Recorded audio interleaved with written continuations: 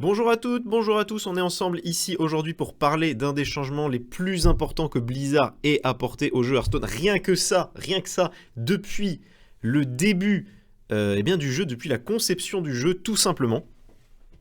Ce sont 12 cartes qui vont être nerfs. Alors d'habitude, on sait que Blizzard avait pris, entre guillemets, l'engagement de nerf peu ou pas de cartes. Là, aujourd'hui, avant l'arrivée du mode standard, ils ont décidé de faire le grand ménage sur tout ce qui posait vraiment problème dans la méta et tout ce qui pouvait être toxique pour les méta à venir.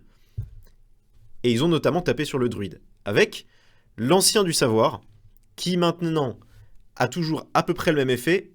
À un petit détail près, il ne pioche plus qu'une seule carte au lieu de pouvoir piocher deux cartes. Ce qui va être extrêmement impactant. C'est le nerf que la plupart des gens avaient prédit pour cette carte. Puisqu'on savait que cette carte allait être nerf, ça avait été annoncé par Blizzard.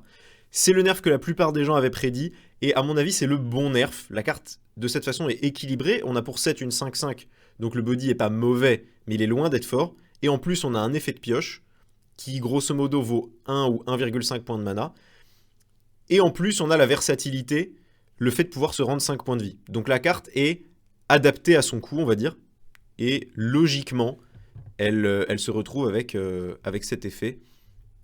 Est-ce qu'elle sera encore jouée? Je ne sais pas. C'est possible, à mon avis, la carte est envisageable dans tout ce qui, est dans tout ce qui fait partie d'archétypes ramp. Alors oui, parce on va plus pouvoir jouer que des archétypes ramp.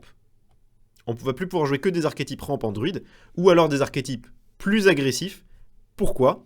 Parce que la force de la nature ne charge plus. Et donc c'est la fin, c'est la mort, c'est définitivement fini, le druide double combo n'existe plus. Le rugissement est toujours là, mais la force de la nature désormais invoque 3 tréants qui ne chargent pas, 3 tréants 2-2 pour 5. Alors la carte du coup est complètement différente. Est-ce qu'elle vaut encore quelque chose?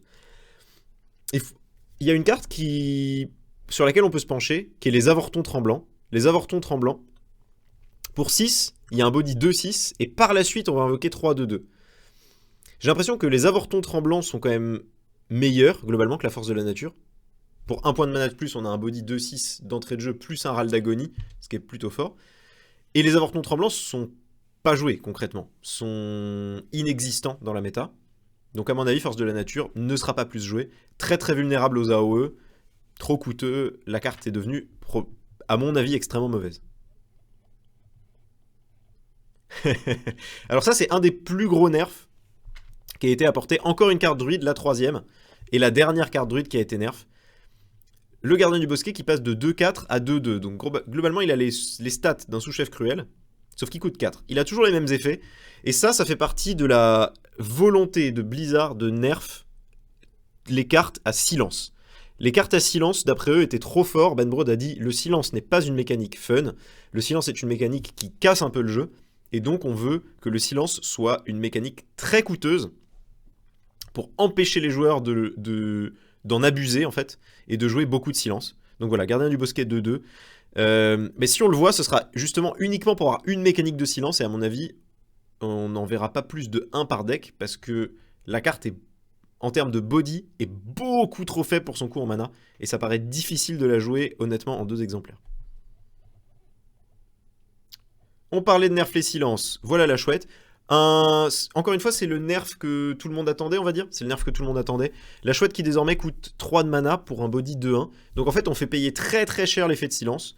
Ce que je ne m'explique pas moi, c'est pourquoi le briseur reste là où il est en fait, au vu de ce nerf. Le briseur aurait pu passer éventuellement 4-2 ou quelque chose comme ça, ou même être poussé à 5 de mana.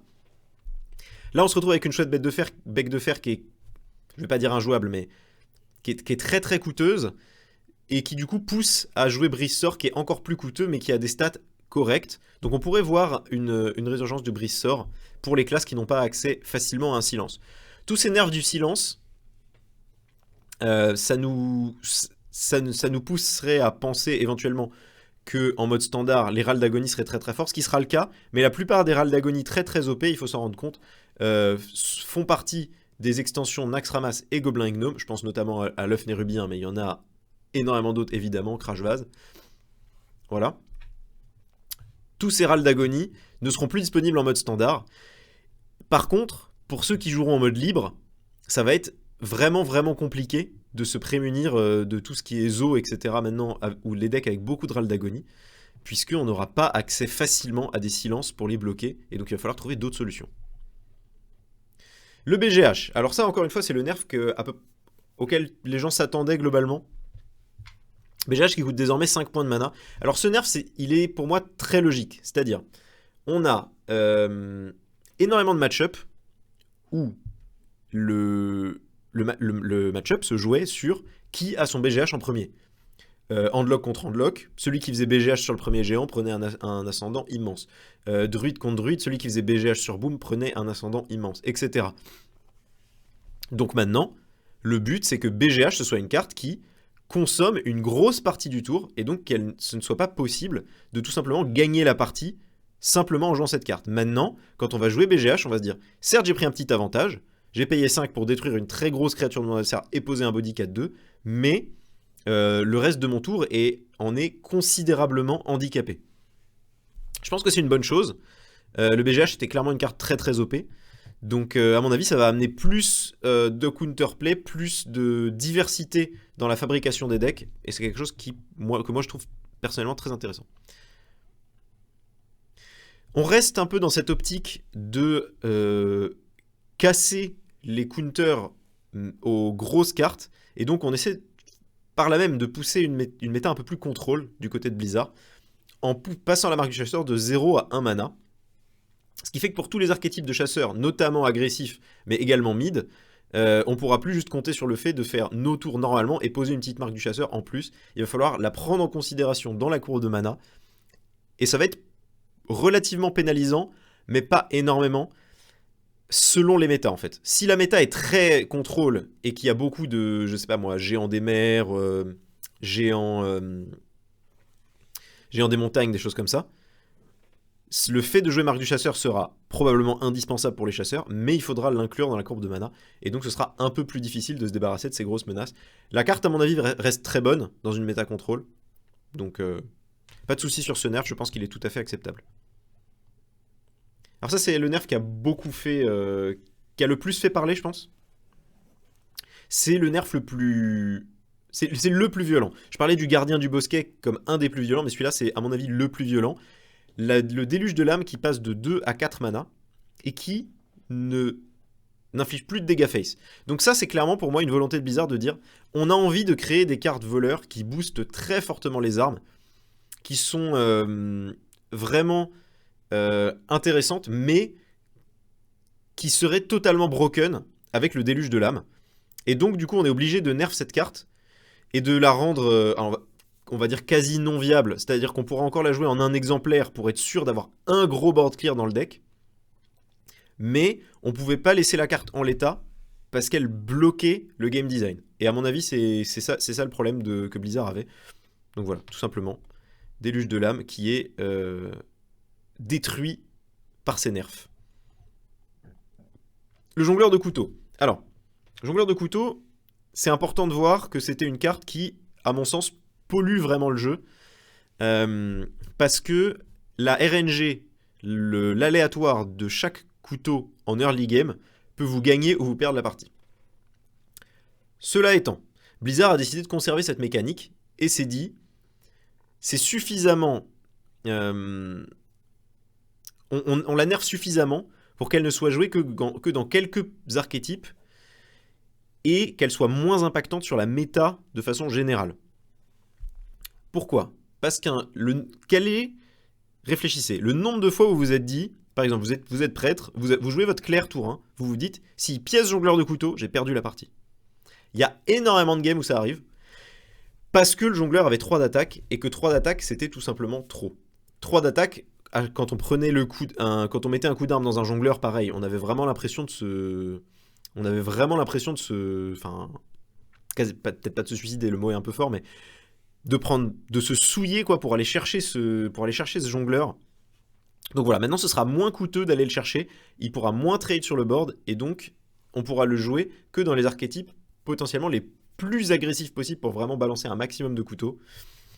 Difficile de dire si la carte sera encore jouée, en tout cas elle reste à mon sens relativement solide. Et on garde cette puissance de chaque petit couteau qui peut être très très fort avec des decks de flotte de board. Ok, le gnome lépreux. Le gnome lépreux qu'on a plus ou moins décidé d'enterrer également, hein, parce que tout ce qui faisait la force du gnome lépreux, c'était qu'il était capable d'uptrade, de trade plus haut que lui-même, et de trade potentiellement des tours 2 avec son 2 d'attaque. Donc le fait qu'il passe à 1 d'attaque fait que globalement la carte est morte et ne sera à mon avis plus jamais jouée. Voilà. Ça c'est encore une fois pour pousser les archétypes contrôle et surtout casser un peu les archétypes aggro qui sont très très forts dans la méta actuelle. Ils ont dû se rendre compte qu'il y avait des decks aggro qui étaient trop puissants à mon avis en playtestant l'extension, notamment Shaman probablement, et donc ils ont été obligés de venir nerf le petit gnome lépreux pour l'empêcher de venir polluer la méta. Le golem arcanique, qui était une très bonne carte, notamment une carte à combo très intéressante, une carte très forte dans les decks face, etc. Et on en fait une des pires cartes du jeu, je pense. Pour 3, une 4-4 qui donne un cristal de mana à votre adversaire. Je pense que vous préférez encore jouer on aurait limite préféré jouer les lames dansantes, là. Les 4-4 qui font piocher. Alors je sais qu'elles n'existent plus puisque Naxxramas s'en va. Mais vraiment, cette carte est... c'est injouable. Donner un cristal de mana pour gagner un point d'attaque par rapport à une créature de base, parce que oui, cette carte ne gagne qu'un point d'attaque par rapport à une créature de base du tour 3, globalement, c'est ridiculement faible. Totalement injouable. Ok, le géant de lave. Alors, pour le coup, comme on nerf le BGH et on nerf la marque du chasseur, il fallait bien qu'il y ait des cartes qui, en contrepartie, soient nerfées également. Sinon, elles allaient devenir surpuissantes. C'est le cas du géant de lave.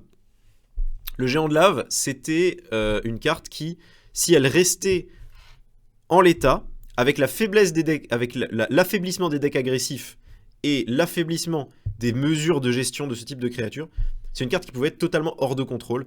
Et donc du coup, on décide de le passer à 25 mana, ce qui fait que maintenant on pourra le jouer pour 0 que quand on sera à 5, et donc à portée d'à peu près tous les blasts du jeu.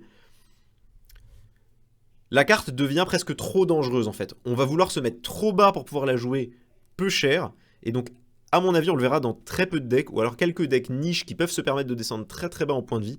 Mais pour jouer cette carte en handlock, ça va être beaucoup plus compliqué. Ça va être la carte à tester, on va dire. Il va falloir vraiment tester pour savoir si ça fonctionnera. À mon avis, ce sera trop faible. Et enfin, la maîtresse du déguisement. Alors ça, c'est un pur nerf de game design. C'est-à-dire, imaginez, vous avez une carte. Si Blizzard a voulu designer une carte pour 6, c'est une 4-5, mettons, qui rend votre héros insensible. Voilà, ça pourrait être un game design sympa, intéressant, pourquoi pas. Et là, ils se disent, ah, mais en fait, dans le jeu, il y a maîtresse du déguisement. Ce qui fait que si un voleur met ces deux cartes, au tour 10, il fera notre fameuse carte qui rend insensible, maîtresse du déguisement, et il y a certains decks qui pourront juste plus jamais le tuer. Imaginez un druide, par exemple, druide qui n'a pas de quoi gérer les créatures camouflées. Druide se retrouverait, il pourrait vous taper, il pourrait gérer toutes vos créatures jusqu'à la fin des temps, mais ça servira à rien.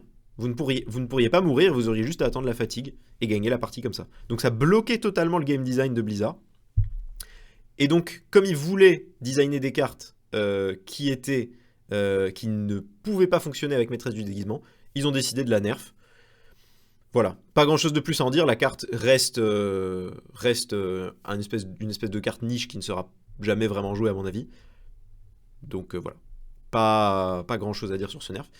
Et ben écoutez, c'était tout.